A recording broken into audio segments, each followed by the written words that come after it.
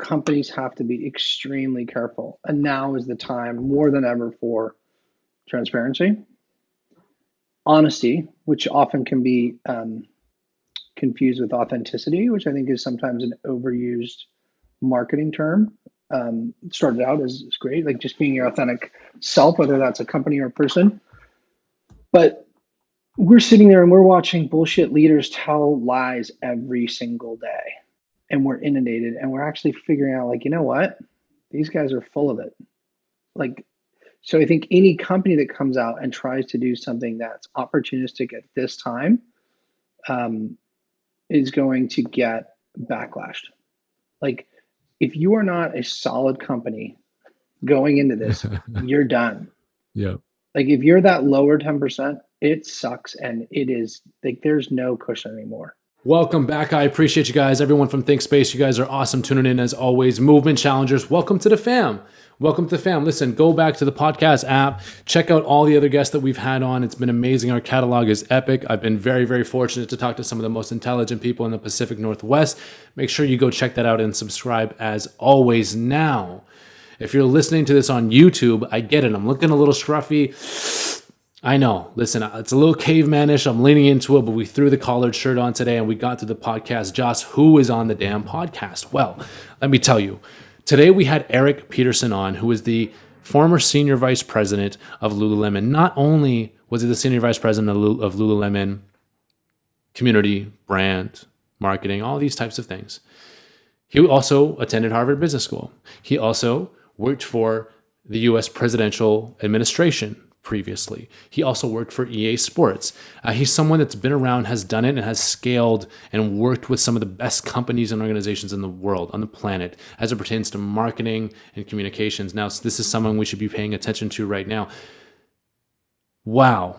Thank you, Eric, for coming on. Very, very enlightening. We talked about who our heroes are now, how brands should be actually positioning and communicating with their tribes right now. What does community actually mean? What is changing in the world? What is this new collaborative economy that we're all kind of moving into? Different leadership strategies and tactics that he's used previously. We talked about a ton of stuff, and I'm very, very excited to share this podcast with you. Eric, thank you for coming on. I'm not gonna lie, it got a little, fireside, late night, bottle of or a glass of scotch, glass of whiskey, just kind of chatting. We really got into a zone, and I really fell out of the whole being a host thing, which I really, really enjoyed. And that's the mark of a truly good podcast. And it was a great conversation that I'm going to personally listen back to and try to figure out how we all position ourselves, how we communicate, how we come together, how we stay values based. Because the guy is just a heavy hitter. Anyways, guys, thank you so much for listening. Here's the podcast with Eric Petersen, the former senior vice president of Lululemon.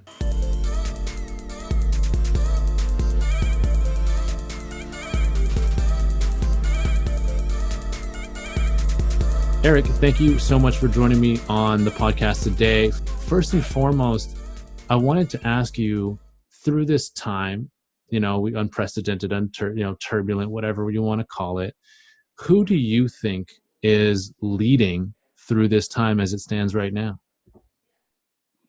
It's a really good question. I would say that's a huge question, and it depends on where you're asking. I mean, I think I look at Canada first and foremost, and you look at the health professionals, and you look at the number of women who are leading and are at the forefront, and are incredibly not only smart but trustworthy.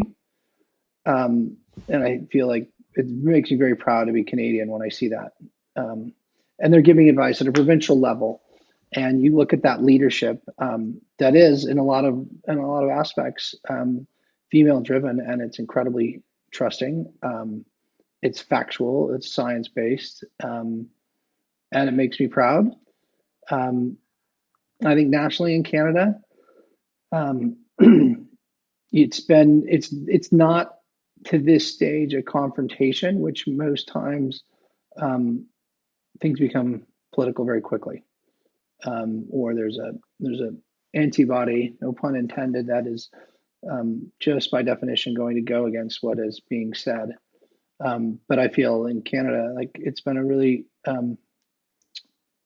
really comforting thing to see how well it's been handled, quite honestly.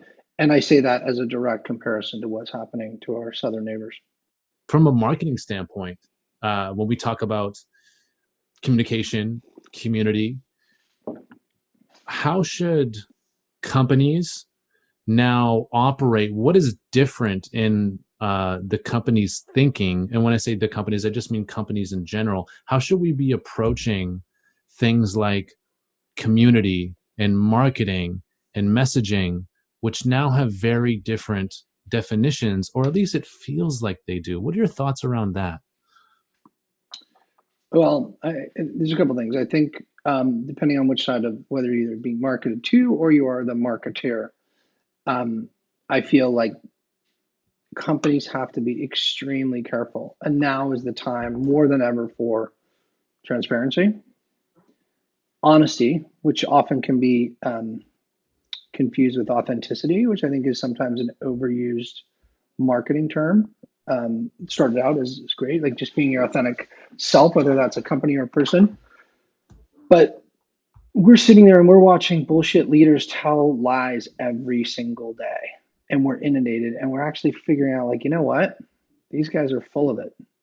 Like, so I think any company that comes out and tries to do something that's opportunistic at this time um, is going to get backlashed. Like, if you are not a solid company going into this, you're done. Yeah. Like, if you're that lower 10%, it sucks, and it is like there's no cushion anymore. Like those guys will not come back. So I think everybody just has to chill and be prepared to respond accordingly to what your guests, and it has to come with empathy and it has to come from the heart, and it has to provide quality and value. So if you're Mm, trying to flog stuff, you're done, and mm, people will see right through it.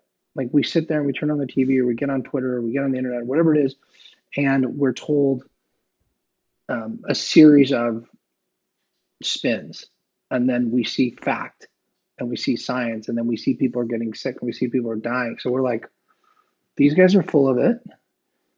Some of the politicians, these scientists are like, wow, those are the facts.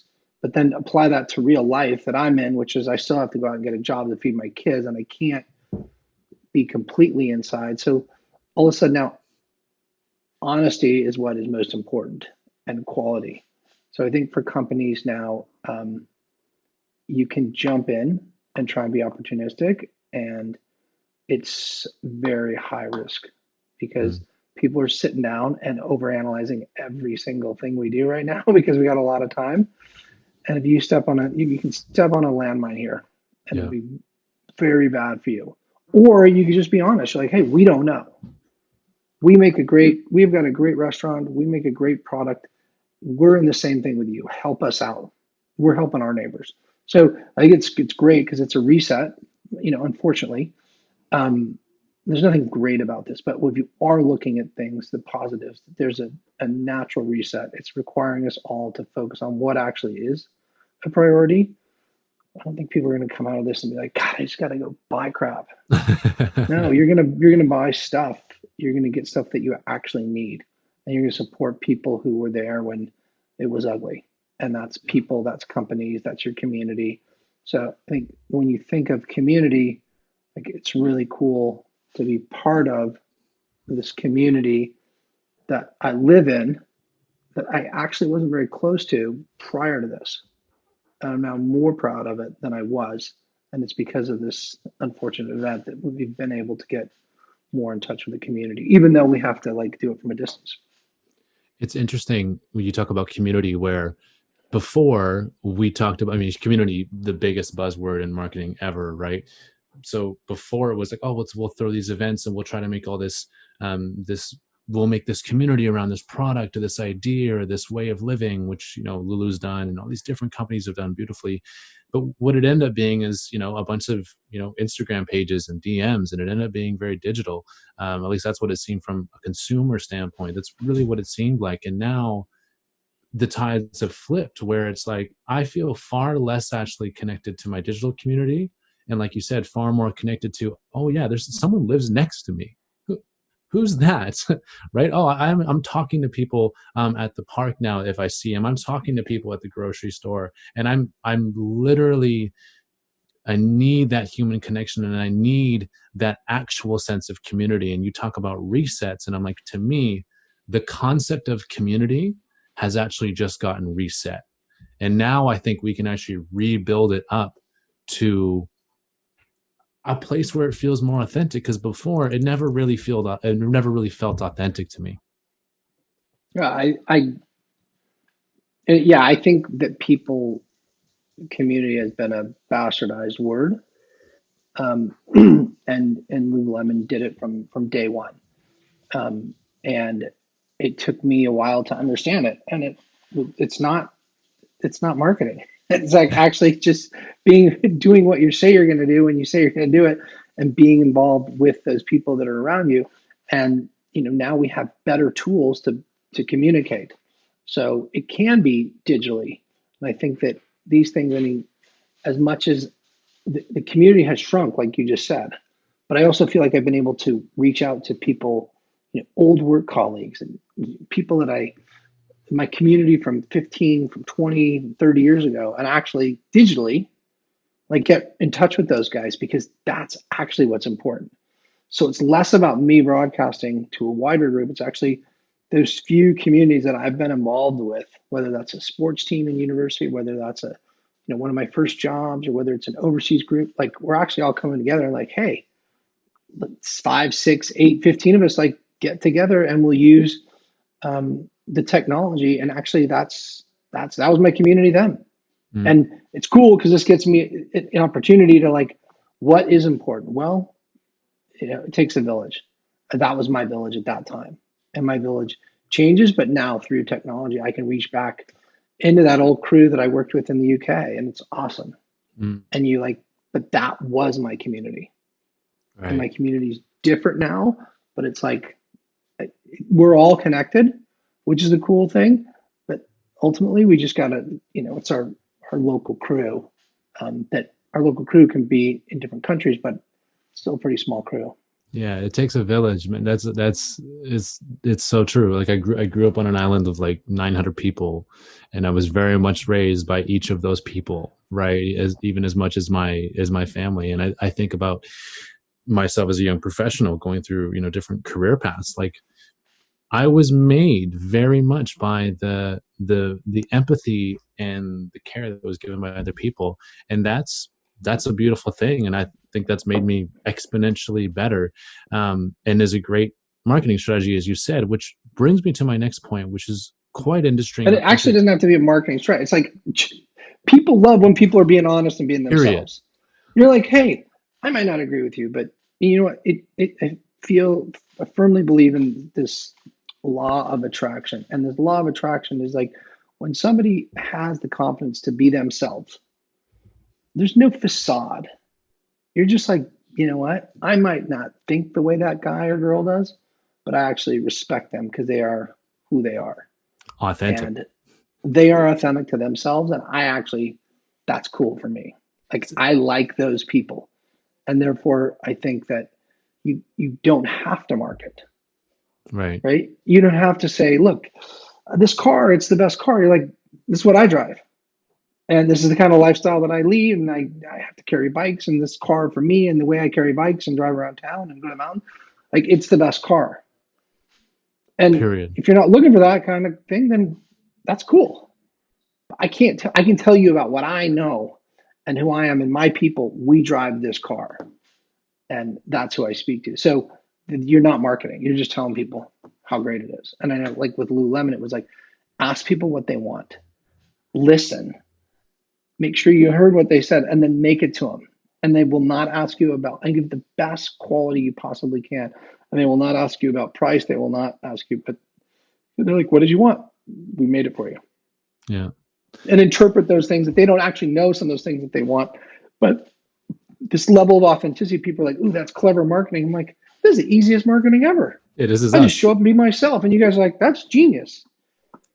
Like, okay, call it what you will. But yeah, it's interesting because you've done these things like caring as a marketing strategy, as you just said, giving without expectation, law of attraction, hiring your friends, being true and authentic to your community, and actually living by your roots and living by the things that are around you. Yet you've done it in a way where it's not corny. It is what it is, period. And my context in saying that is that I came up this little hippie kid and started to be this little hippie kid, and everyone's like, that's left. And you've done something that is so grassroots and built up a company from a marketing perspective with those same roots and guiding systems and North Stars, and then yet scaled it to an international brand that rivals the biggest brands in the world. And yet somehow at no point did you become corny or played out or whatever words that you want to say. And it's like, that's always been the missing piece in my thinking. It's like, okay, well, I can be me and my company can reflect me on a small scale. But when I scale that to 400 stores, I feel like I'd lose that.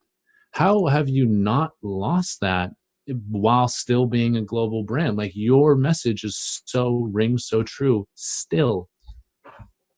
well, I'm no longer with Lululemon, so I Right. can't speak to that. But you And are very much I haven't been the there architect. for 7 months, but I was there for 15 and a half years. And it wasn't a marketing strategy. So I like to Again. say that Lululemon has incredible strategic hindsight. The reality was it was about developing people. And nobody wants to hear that story because it's cheesy and it's corny, but it's actually, if you are focused on developing people from within and making them better people, they're going to be better people in their community. And then you can filter all these things on top of it. So you can actually look after your community. And you're super authentic about that. I've never heard anybody say, I love, like Lululemon is big because of your great ads, because of your digital, because of this. No, it was all based on this community model. And the way you scale that is you had a set of values, a set of core values that people bought into. And then you had a training that continued to evolve, yet was fairly standardized that everybody would go through. And it all started really with recruiting. But if you have a set of core values that, if these core values don't appeal to you, it's probably not a great place. But they're pretty universal. It's not, they work in Asia, they work in Europe, they work in North America. They're universal core values. And then you train people with a language that continues to evolve with new methodology. So you're reading the same books. And we were reading Howard Schultz's Starbucks book, and we were reading Brian Tracy, and we were reading Malcolm Gladwell, and then the newest book comes. And so there's a language that is kind of consistent, but you can't train the how that easily unless it's top down. So you have to train the why. So people say that now. So if people understood the why, and then you gave them all the tools to develop themselves and develop their community, and then empowered them to interpret that why, you get a different feeling in different parts of Montreal than you do in Vancouver and that you do in LA. But those same principles are, and that foundation is really strong. So what it means to have integrity in Los Angeles is not dissimilar to what it means to have integrity in Montreal. But one, they're speaking French, and one, they're speaking LA. And they're going to interpret that thing differently. So there was a lot of the things that we did were like left to the local, like to decentralize. You decentralize, you empower those people in the store. And what you get is you get a store manager or a store leader who's like could be working next door at H&M or the Gap or any other retailer, who they tell them what to put in the windows. And they're just robots. And they're working for the discount and they've got a headset on. Where we're like, hey, Here's a theme, and you guys can celebrate that locally. Do whatever you want in the windows. Here's a couple areas we don't want you to go to, but otherwise, like, you create. That's where you Mm, get the best stuff. You get the worst stuff, but the best stuff is is better than any agency they could come up with. And people are like, wow, that's unbelievable because it's locally relevant. So it's relevant to Austin, Texas, and it's relevant to, Soho and Manhattan, which is different from the upper west or east side. But people then don't feel like you're a big chain. Like, that's my Lululemon store. So everywhere you go travel around the world, people have stories about their Lululemon store because they know the people at that store. That store feels like, and the reality is, it's a chain of 450 plus stores. yeah. And I remember going to Santa Barbara and we were opening a store, and a woman said, we had kirtan chanting and this super hippie yogi thing going on in store. And this woman walks by, and I was outside on the phone. And she said, "What's going on in there?" I said, "Oh, well, we have a store opening party tonight." And it was like kirtan chanting. And she's like, "It seems pretty weird. What is it?" I said, "Explain to her." And she goes, "How many stores do you have?" I said, "Well, I think maybe we had about 25 stores." And she goes, "Oh, so you're a chain." I said, "No, we're not a chain." Like, how? So she goes, "Well, you have a bunch of stores, right?" I said, "Yeah." She goes, "Then you're a chain." And I was just adamant that Lululemon was not a chain because every single one was different. Right.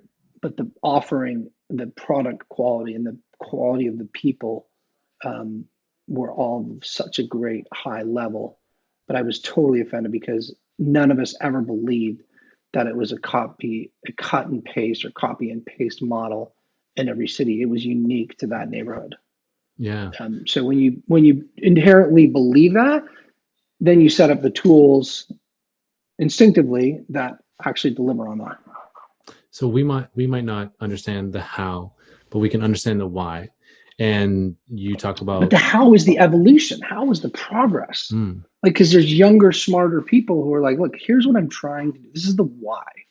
I want my community to feel involved. And they're like, okay, well, cool, because we have a water community or we have a mountain community. So if you want to get people, like, in the early days, we tried to tell Whistler they had to have X amount of yogis as ambassadors because it was a template, and that's how you scale. Is you just make everybody do the same thing. Well, it doesn't work that way all the time. And they're like, we don't have that many yoga instructors in Whistler. It's a small ski town, but we have skiers and we have triathletes and we have mountain bikers and we have rock climbers and we have mountain guides. And so we're like, we'll make them ambassadors. And then all of a sudden they're like, yeah, why wouldn't we do that? But make sure they understand yoga. So get however many yoga teachers you can and then become part of that community. So allowing people, you can't sit in the ivory towers of Vancouver and claim that you understand it all. You have to be open to those guys telling you and you just supporting them. I feel like we're in a similar situation now where we don't understand the evolution of what's going on right now. We desperately need leadership. We can understand the why and why we're doing things and understand the situation right now. We don't understand the how. And I'd like to ask you, how is it that we can create a theme, a way of thinking around uncertainty, global pandemics, whatever, that can be scaled and again transplanted to different communities so it can collectively work? How can we take what you created with that team of ambassadors, that company, that way of thinking, and how can we apply that to what we have here today to create communities, create leaders, create solutions? Well, it'd be super rich if I could figure that out.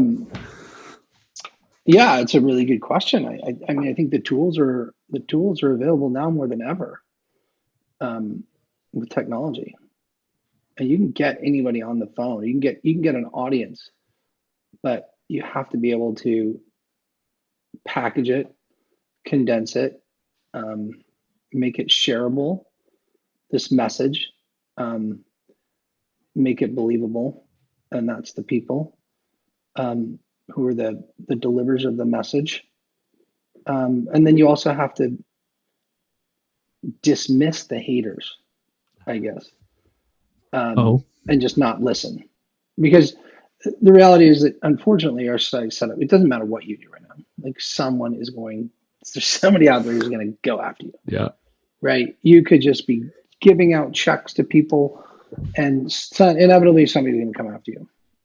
And that's their prerogative, right? That's their right. And so I think that, the condensing the important things, um, which we're kind of hearing. I mean, as you look through what's happened, when people are like, "Hey," what they called it social distancing or whatever. Like, once it gets condensed, like the faster you stay at home. I mean, think of these terms: these flatten the curve and social distancing. Like, this became an overnight thing that the whole world is using that did not exist. And I don't know who it was that tipped the scales. It could have been that Dr. Fauci or somebody who just said, "Hey," but it was believable. It was easy to understand. Potentially had a graph that said flatten the curve like this. It's like stay at home and save lives. What like it all gets condensed. So now we just intuitively know that if we do kind of these three things, we have a better chance of survival. Hmm. Um, and that took a while to get there. So the answer to your question is those things that we claim important, um, which are probably going back to the most important things, anyways, always, which are love and family and community. And um, we need to be able to condense those and deliver those in a message that's received by probably the widest audience, but also the ones that actually are the most vocal. Because, like I said, you have to evolve all of these communities. So the principles are the same, but will be interpreted differently regionally, nationally, globally. Right. So, Right? It's not the same word, but it's the same concept. absolutely. Absolutely. We talk about people that should deliver this. Here are the principles. They need to be wide reaching. And that loops back to my earlier question around heroes. It's just like, who are they? Like, who are these people in your perspective or experience just with working with the global brand that would be most effective or should step up to the plate in this way and deliver these messages? Like, I'm still looking for who our heroes should be, and I don't know yet, and I'd love to get your take. I'll tell you who has impressed me more than anybody. Well, I shouldn't say more than anybody, but Bill Gates is Mm, phenomenal. And to see the tact and the clarity and the speed at which he's gone after things with this, and you watch whether it's YouTube or his TEDx talk or his TED talk, which was just a couple weeks ago, or follow any of the things he's been doing. Um, he said, one of the biggest problems in all this is that polio is going to suffer because he and his team have to take their eye off of eradicating polio. Like this man is a one man army.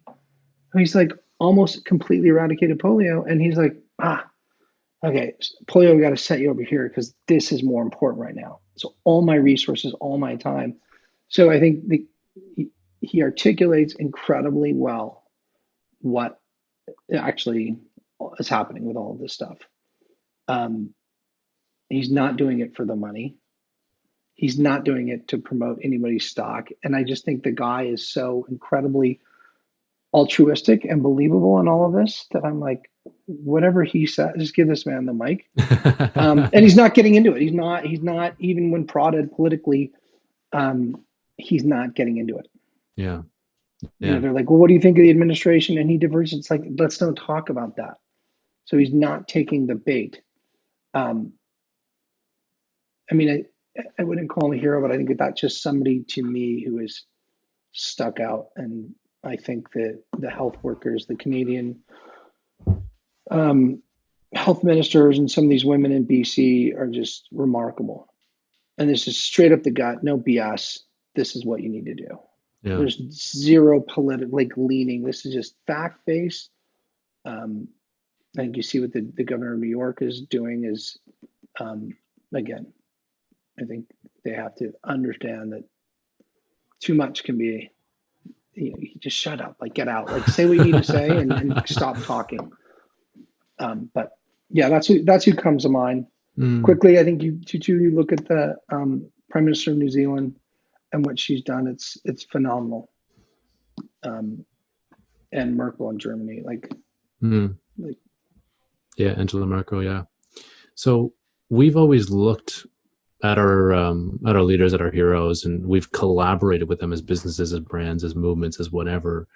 And that dictated the mood of marketing, that dictated the narrative of marketing. Typically that was sports stars or TV stars or whatever. You're mentioning heroes now who are politicians, health officials, people that wouldn't have been heroes 10 years ago or in any time that isn't a global pandemic. So who do we collaborate with now? Is it those people? Do we form tribes around those people as figures, as heroes? Do we gravitate towards those people as companies and as movements? And how do we collaborate with these new heroes now? I guess that would be the well, ultimate question. I don't know if, I mean, yeah, the hero is a tough word. Hero is a tough word. But how do you, I mean, when people are like, how do you do it? I think it's pretty simple. You just call them and say, we need to collaborate. You're doing really cool shit. And we've got some clever people and we've got a company I think that's the beauty about, like, if you're just open to collaboration, like there's so many smart people, like the youth, right? There's technology and there's cool people and apps are popping up and like all this stuff is just coming online and people are solving for it. And you just collaborate, like get the really smart people in the room and say, hey, can we all work together and try and figure something out?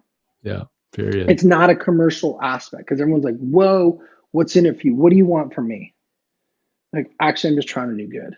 Just trying to save pandemic humanity that we just went through, like that sucked. Maybe we can get together and talk about how, if this thing comes back, how you and I, like I'm a young digital guy and you're an older health professional, can we like work together? Yeah. To me, I think it's pretty simple. You just get the right people in the room. So, but traditionally we haven't been collaborative as an economy. How does our economy change to be collaborative? Like, I'm not even sure if I know how that works because it's simple in principle, but yet in reality, we haven't operated that way. So like, how do we create a new collaborative economy?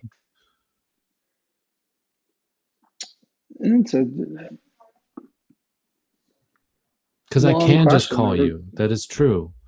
But it feels like there's always been barriers between companies, between people in some way that we haven't actually come together. Like, I don't think that we fully maximize like human potential. Like, I think that 1 + 1 as a society is always equaled like 1.2. And I think 1 + 1 could equal 6 if we collaborated the right way. But I just don't know how. I don't know what the business structures are, or what the relationships need to be like. How do we clarify intentions? How do we work better?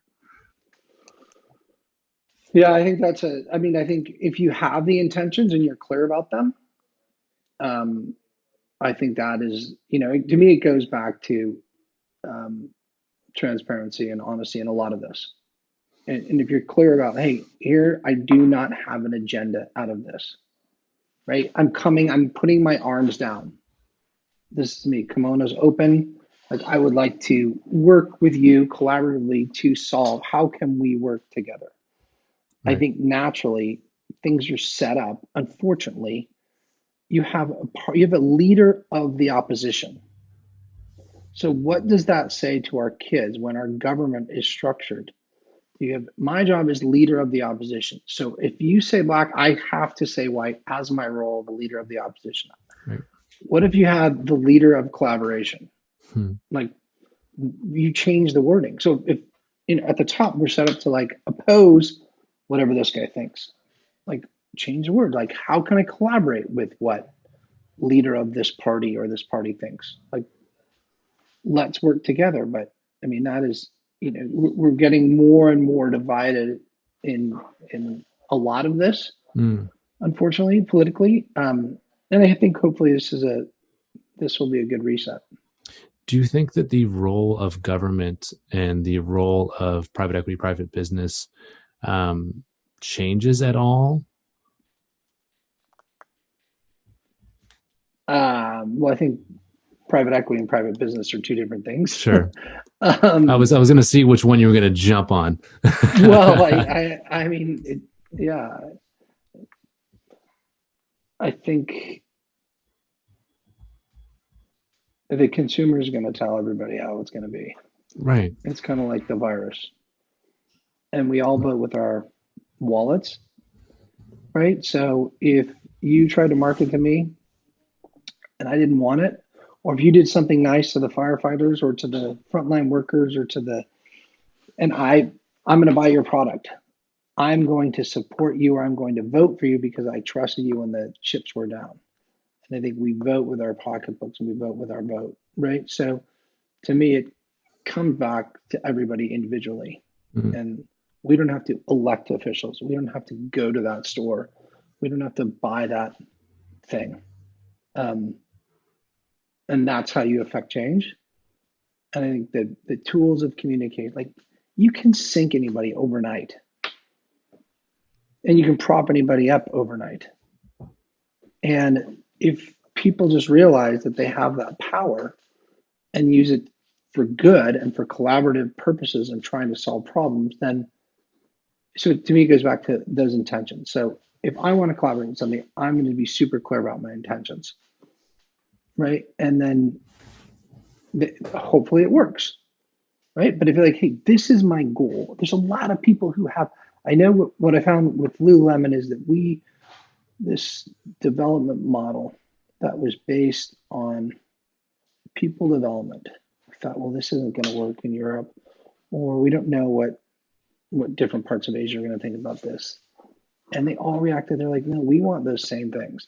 Those things are universal. Like becoming a better person, becoming a better part of your community by being a better leader of self. Those are universal. It's in German, it's in Spanish, it's in French, it's in Mandarin and Cantonese. It doesn't matter. Um, I think those same models can be applied to these bigger things that you're speaking of. Um, those are the things we want. I think all people want, and it just has to be, like I said, condensed, narrowed down, and prioritized. Hmm. Totally. I But love it's it. super deep and hard to answer. No, of course, and there's no right answer either, right? And hindsight is 2020. We can always see what we've done. Is there any moment in history that you look from, like maybe in your professional career or in history in general, that you can look to and go, hey, I learned some lessons here that were X, Y, Z, and that's really applicable now in today's atmosphere. Yeah, I mean, I look at the financial crisis, um, and well, there's a couple. There's a couple interesting ones in my history. But so what was that? Was it 2008? Yeah, Yeah, overnight it all went pear shaped, right? yeah, So Lululemon, um, yeah, the bottom fell out. Well, we were doing really well in New York, and immediately, so many of our ambassadors and our guests, like the first thing that goes is your instructor, your yoga class when you don't have these money. So we were like, God, who can we be in this, right? And then they're not buying expensive clothing, right? So the right. whole fitness community who had helped Lululemon become successful through grassroots and through being a part of that community and the ambassadors and that network of people that we developed, like couldn't afford to do classes. These guys couldn't pay their rent. So what we did was we actually gave more yoga. We're like, look, more classes will benefit everybody. So we used our resources to prop up these instructors, but to get the people who maybe lost their jobs to back into the classes. And don't worry, we'll take care of the thing, the payment for it. So it came from like, what did they need? They actually needed like it wasn't a personal trainer that they needed. They needed to have a job, but then people needed the yoga.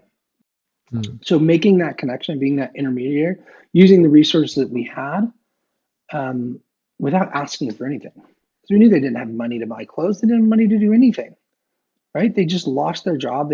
Everything's gone crazy. And seeing that come from like finding out what those guys needed. Instructors needed students.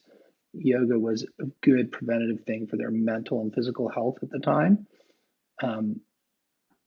People loved it. And I can't tell you what the economic impacts of it were at all, but I'm sure that when things turns around and people get money back in their pockets, you remember who looked after you when things weren't good.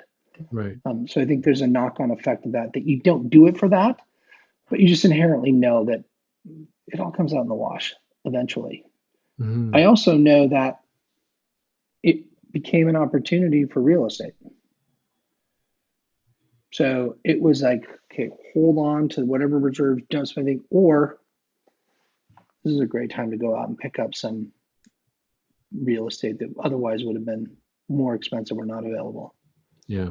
No, absolutely. And then I was living in Mexico in '94 in Mexico City, and overnight the peso was devalued by 50%. So overnight there was an economic crisis. At the same time, one of the volcanoes outside of Mexico City erupted. And within a matter of days, it became a very dangerous place because people literally didn't have money to put food on the table or to provide diapers for their kids. So there was a series of holdups and burglaries and they weren't malicious ones. Like people were getting robbed at gunpoint and they would apologize and say, I need diapers for my kids. I need food on the table. So I think in these times, like it can become like economically really scary, really fast. Right. So to me, there's these different phases, and that's going to be an interesting one economically. Like a lot of things aren't coming back. Yeah. A lot of things aren't coming back, and there's a good bit of cleansing that was long overdue, and there's a lot of unfortunate things that are going to I feel really bad about that the government can't help with anymore. Of course. But it'll be creativity. Absolutely. Yeah. I mean, as entrepreneurs, we breed off of change and permanence, right? And permanence is constant in our universe. And now we've just got a whole wave of it. And let's see what the creatives can do. Being creative in this time is going to be the greatest asset. Being in a state of flow is going to be the greatest asset. I mean, you just have to be in shape and be ready to go. Yeah, absolutely. Like you're sitting around doing nothing. You got to be ready. Yeah. Because it's going to come back on and it's going to be ugly and it's going to be full of opportunities, and if you're ready for whichever way it goes, you'll be successful, and if you're not, then it's too bad. So it's a time of transition for you. It's a time of transition for the world. You just stepped out of a incredibly prominent position, which you were incredibly successful at. And I'm curious if you could put your genie hat on for a second. What are you looking at in the future for yourself, for opportunities you're going to create, and what opportunities to piggyback that do you think are going to be themes in the world right now? Yeah, I think it's the grass is always greener. The grass is always greener. Yeah, you're sitting there and you've got this amazing corporate job and an amazing company. And you're like, I love this place. It'd be really cool to set my own timelines and be my own boss and be a consultant and have my own company. And I can do it better, blah, blah, blah. And then you're on the other side and you're like, God, it'd be nice to have that company, that whole team support and back. But no, what I think is happening, the interesting thing, and we'll see, is the corporate office and having to be in that location, that just imploded in the last 6 weeks. Like, so for people like me, I feel that there's less opportunity because nobody's looking for middle-aged marketers right now. Yeah. There's not, like, everyone's cutting marketing, everyone's cutting out. So that, and because I love Vancouver and my family's here, I don't want to leave Vancouver. Having said that, all of a sudden now you don't have to live in the same city. You don't have to be there all the time because not everybody's going to be going to that office every day. Right. So being able to work for companies remotely, there'll be a lot more opportunities, in my opinion. What I personally get excited about is creating and fixing, Mm. and doing something. Like I never felt like I was working at Lululemon. Like out of 15 and a half years, I mean, I'd say that 10 of those years were didn't feel like you were working at all. You were just having fun with great people, and you'd climb a mountain, and you'd get to the top, and you'd slide down the other side. You're like, that was awesome. Which one are we doing again? Um, and as companies grow bigger, it becomes more of a job. So for somebody like me, I don't want, like, I don't get as excited about having something go from 4 billion to 4.2 billion. I like to create and like disrupt and be working with creative people and like challenge um, the status quo and challenge everything you're thinking of and look at it from a different perspective. So finding companies and or entrepreneurs is what I've been working with lately and will continue to be doing What's the on next my own. what's the next status quo that you're looking to challenge?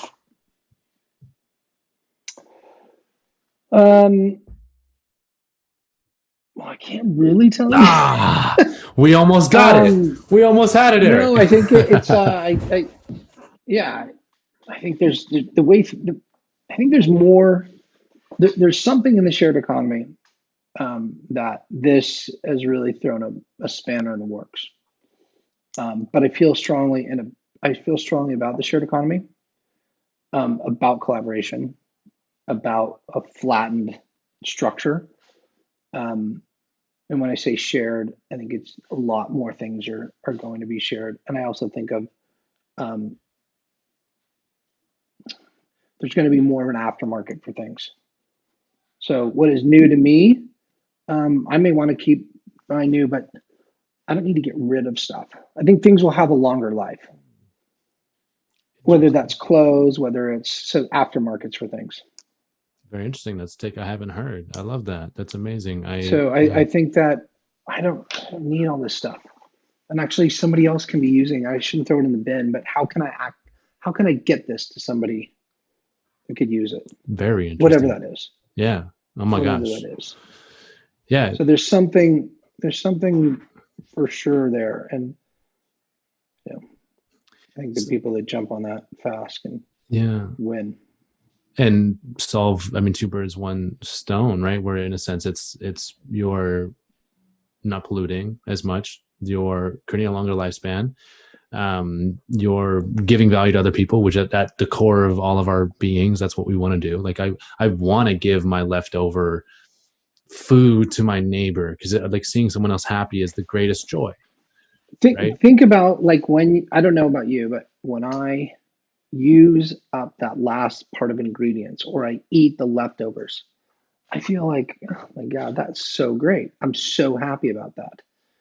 And I totally agree with you. When you give something to somebody else and they get a life out of it. So to me, it goes back to what we talked about earlier. It's the why. So Right. immediately what happens, people are like, oh, well, you're killing two birds with one stone. And you're totally right. But like, it makes financial sense. Like, no, it's actually it's even more selfish. I feel good when I give something to somebody. And it makes economic, it makes environmental sense, it makes all those other things. But like, I actually just feel so like if we focus on how can we make everybody feel good, well, they give stuff like cool. That's the why, and then the how is like we figure out the how, but all these other things. It's like at Lululemon, we do this thing, and then the knock-on effect of it, it was like better for recruiting, better for retention, better like giving people classes. Like it's just expensive. It's such an expensive thing on a line item. If you look at it as an expensive thing on a line item. But if you say, actually, you're out in the community doing yoga classes, you're wearing the newest product, you're meeting the people. So it's a marketing expense, it's a recruiting expense. You've saved money on medical, so it's preventative costs. Your employees are much more mellow and much more fit. So there's all these things. So it's in fact like the cheapest possible thing you could do, right? So I think if you can collaborate with smart people who can take something like reusing, like I gave a couple scooters to a friend, Right. right? So 3 kids got scooters. So that didn't go in the landfill. There's a cost there, right? They didn't have to buy it. They could buy something in their local community. These 3 kids had like these memories that they created for like, so like if you can figure out ways that you can quantify those easily and show value, then things move really quickly. But if you spend all your time trying to do that, then nothing ever happens. So you have to be collaborative. Like, okay, here's the math guy and the art guy and science guy. You guys get together and figure it out. And then when Yeah. it happens, it's like science guy is really stoked because he gets to explain it all. Art guy is like just happy because he's getting funding to keep creating cool stuff like that. Yeah. Is that, you know where I'm going with that? I totally know where you're going with that, man. I think so. I'm reiterating a little bit here, but we have to create a company, a thing around the feeling of giving. How do we create the feeling of giving? The same way that Lulu created a company around the feeling of personal growth, the feeling of me growing internally and externally. Well, yeah, you want to be around a bunch of other people who are up to cool shit. You're like, this is really fun. And then it's about passion. And then you go back to like, so this whole circular thing, like, well, you're doing it, you don't feel like you're going to work. Right. And then other people want to go with you because they're like, hey, what do you do every day? Like, that's the whole way I got to Lululemon. I didn't even know what they did. I just wanted to be around that group of people. Those people are cool. And I figured out what they did. I was like, I'm a social guy. These guys are amazing. I don't know what they're doing, but I want to be a part of it. Right. And it happened to work out. So I feel like those things are applicable if you're doing it for the right reason. So you have to find those people who are like, you know what? We can totally fix this, but we need a numbers guy who can explain it to the CFOs. So that's kind of how I'm thinking about this whole thing right now with being inside and all that. It's like, well, I'm going to reverse engineer the strategy that you just said. Okay, so I want to be around these people. Well, how do I become the person that people want to be around? So like, how do I triple down, double down on me and become the investment professional, the marketing professional, or whatever it may be that just naturally attracts those people? Like, I think the greatest professional development thing you could do is personal development. And that's clearly something you guys have figured out. And that's how I'm approaching this time. It's like, well, how do you come out of this the best possible, just like solely from an internal standpoint? That's it. Like just from an internal standpoint, how do you learn to care more? Like those, like, how do I learn to be more sympathetic? How do I learn to, how do I experience the joy of giving? How do I experience the joy of collaboration? I would love if a company out there or a government or something gave me the access and the ability to feel what that really feels like. Like I'll go back to childhood real quick, where all my clothes until I was like 12 years old came from the free store. Which, and if you're not familiar with the concept of a free store, is simply someone brings and drops it off because they don't need it anymore.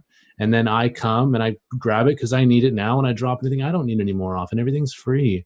How do I bring that feeling to like the globe? I don't know how, but I'm damn sure waiting for someone to do it. I don't know. I think you kind of do it. Like you just got to do it in your own community. No, I think that you kind of have to do that. You do that in your own community, right? And you see it, there was I was riding my bike around the other day, and I don't even know which neighborhood it was, but there's the free books, on the corner. Like somebody put the book thing up, but like, just do it. Just do it. I rode by somebody watering one on one of the bikeways, the bike lanes, and they're out watering the parkway that's city property, but they've taken it upon themselves to plant flowers and beautify that area. Yeah. I think it's beg for forgiveness in a lot of places. In a lot of places you can't do that, but I think it's like, come from this. I'm going to do this. It's not here are the barriers why I can't do it. So here's how I'm going to do it. Yeah. And then searching for solutions rather than problems, right? Always. Yeah. And that's who people want to be around. Like, I don't know, but we're going to figure it out. Yeah. Like, that's what I love getting together with a group of people and like, okay, what problem are we going to solve? Like you can get anybody on the phone. That's what I love about this.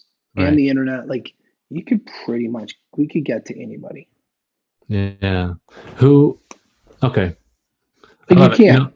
You could get Right. to anybody, right? You could. So Al Gore's got a huge investment fund, right? And he does exactly with nothing but, um, I would say, environmentally sensitive investing and take environmentally sensitive. But like they're doing it the right way. They put they do it the right way and they make money. So like doing the right thing is actually really good business, Yes, right? So sir. It those guys are is. out there and they're doing it. And I can tell you that Lululemon, I was a part of like doing the right thing and became a very successful and profitable business. And we didn't go into it saying we're going to be the most profitable business. We're like, we're just going to produce the best product, and in turn became the Beautiful. most profitable. But we're very aware of Beautiful. it. But if you didn't focus on that, we focused on the other things, and the result was, so when people talk about it, and you can go anywhere, and you're like in that top right quadrant, doing 2,500 dollars a square foot, and you're in the only people earning close to you are Apple and Tiffany, and there's not one apparel retailer within a country mile of you. And people are like, oh, I don't get this community thing. You're like, well, it helped. It Yeah, helped a it lot. helped. Beautiful, man. I love it. I think that's a great place to end off. I have a couple questions, real quick from the movement community. I'd love to shoot at you real quick, just a couple quick ones to end up. And yeah, like I said, just before I do that, just to reiterate, like, who would have thought in all the years of business that working from a good place, working from a place of giving, doing the right thing, and the byproduct being successful businesses and profitability, it just seems like the most basic first principles thing we could have possibly done. And here we are, and this seems to be the conclusion that some people are arriving at. And I hope that we take that thought, that theme, and carry it forward into whatever the new normal is. Anyways, I love the thought. Yeah, I just wanted and to echo it. I think what's really interesting is that, um, the amount of times, and I ran the PR for so many years, and people they want a quick fix. So journalists would call and they're like, "We want to know your secret sauce."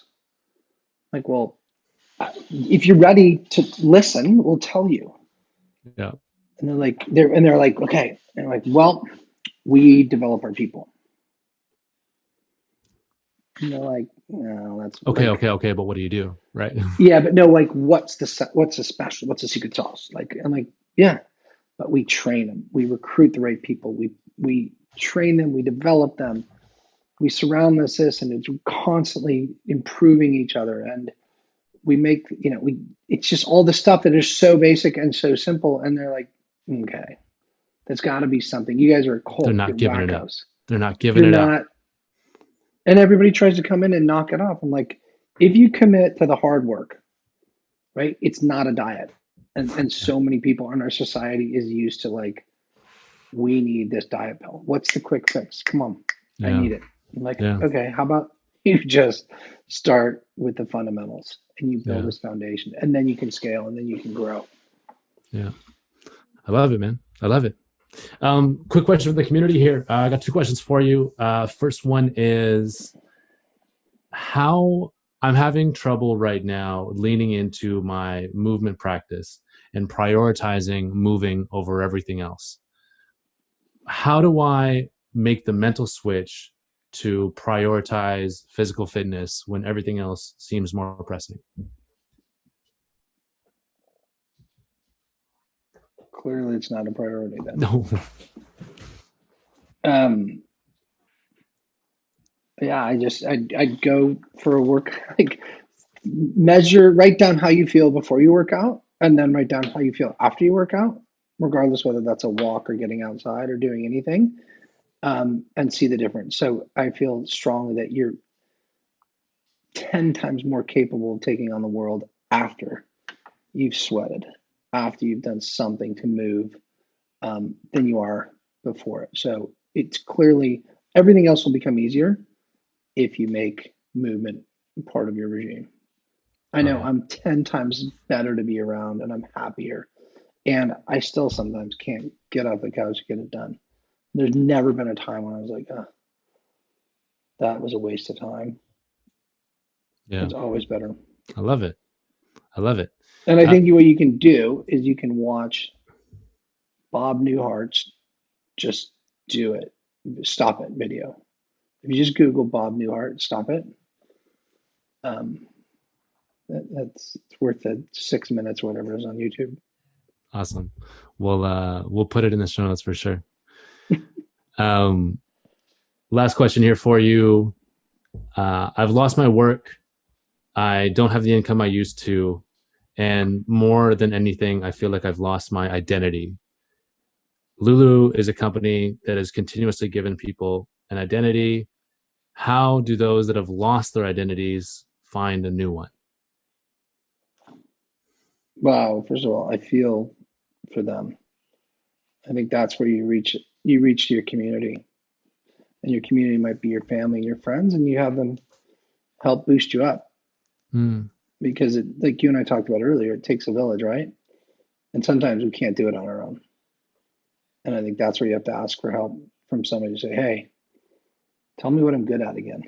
Because yeah. I'm not feeling it. I'm not feeling it right now.